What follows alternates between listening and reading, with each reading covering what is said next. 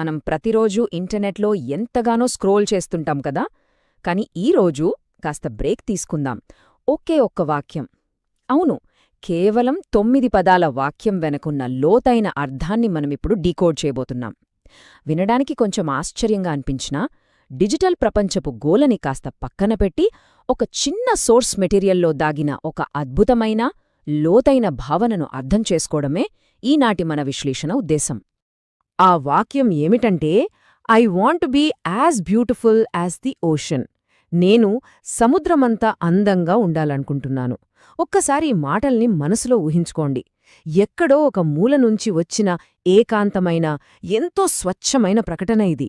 ఆ పదాల వెనుకున్న బరువైన ఆలోచన మనసునెంతగానో హత్తుకుంటుంది. ఈ డిజిటల్ రద్దీలో ఒక మనిషి తనలో తాను ఎంత ఒంటరిగా ఉన్నారో, తనను తాను ఎంత గొప్పగా ఊహించుకోవాలనుకుంటున్నారో ఈ ఒక్క వాక్యం మనకు చాలా స్పష్టంగా చెబుతోంది. సరే, అసలు ఈ ఆలోచన ఎక్కడ్నుంచి పుట్టింది, దీని డిజిటల్ మూలాలేమిటో ముందుగా చూద్దాం. మనం అసలు కంటెంట్ చూడకముందే మన బ్రెయిన్ ఎలా ప్రిపేర్ అవుతుందో ఆలోచించడం చాలా ఇంట్రెస్టింగ్గా ఉంటుంది కదూ. ఇక్కడ గమనిస్తే ఛానల్ పేరు బ్యూటీ వైబ్, దానికి పెట్టిన టైటిల్ బ్యూటిఫుల్ వ్యూ. అంటే మనం ఒక్క మాట కూడా వినకముందే ఈ డిజిటల్ మెటాడేటా ఒక స్పష్టమైన బేస్ని క్రియేట్ చేస్తోంది. మన మనసును ఒక ప్రశాంతమైన, అందమైన వైబ్కి ముందే ట్యూన్ చేసేస్తోందన్నమాట. ఇక్కడ మనం గమనించాల్సిన ఒక అసలైన ట్రిక్ ఉంది. అదేంటంటే, ఒకే కాన్సెప్ట్ పదే పదే రిపీట్ అవ్వడం. ఛానల్ ఐడెంటిటీ బ్యూటీ వైబ్ దగ్గర మొదలై టైటిల్ బ్యూటిఫుల్ వ్యూకి వచ్చి చివరకు అసలు మాటల్లో బ్యూటిఫుల్ అనే పదంగా వినిపిస్తోంది. ఇదొక రిథంలాగా ఉంది కదా. ఈ కంటిన్యూయస్ రిపిటేషన్ మన మైండ్ మీద ఒక హిప్నాటిక్ ఎఫెక్ట్ని క్రియేట్ చేస్తుంది. బ్రాండింగ్లో మనల్ని అట్రాక్ట్ చేయడానికి ఇదొక అద్భుతమైన స్ట్రాటజీ.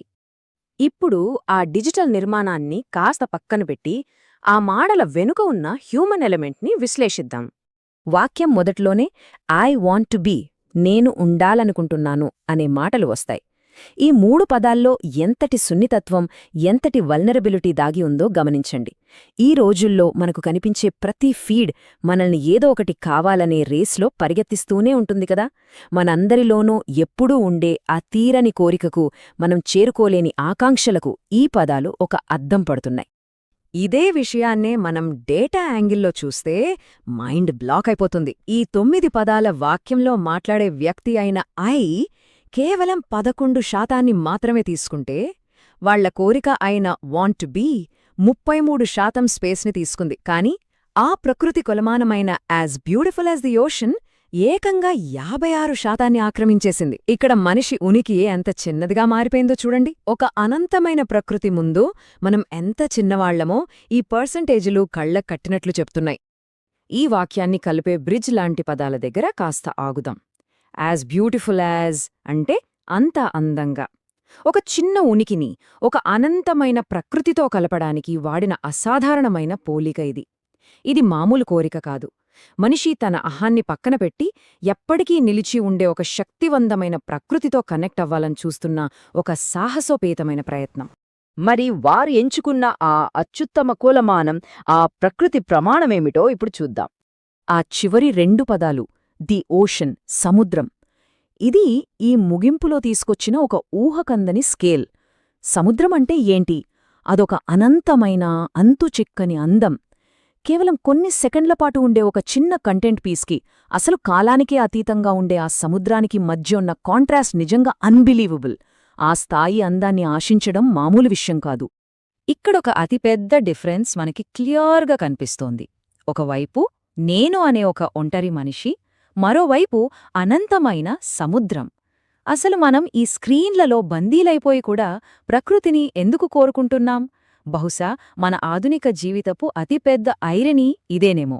మనం ఇంటర్నెట్లో ఎంత స్క్రాల్ చేస్తున్నా మన అంతరాత్మ మాత్రం ఎక్కడో ఆ ప్రకృతితో మమేకం కావాలనే వెతుకుతోంది.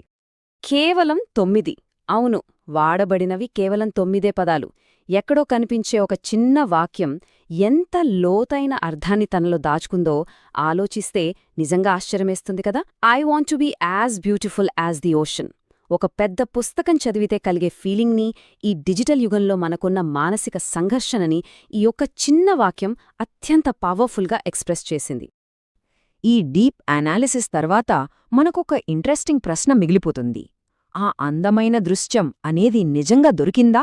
అసలు అందమనేది గమ్యాన్ని చేరుకోవడంలో ఉంటుందా, లేక ఆ అనంతాన్ని చేరుకోవాలనే తీరని దాహంలో, ఆ ప్రాసెస్లో ఉంటుందా? ఇది ఎప్పటికీ ఒక కోరికగానే మిగిలిపోతుందా? నెక్స్ట్ టైం మీరు ఆన్లైన్లో ఉన్నప్పుడు ఈ అసలైన అందం గురించి ఒక్కసారి ఆలోచించండి.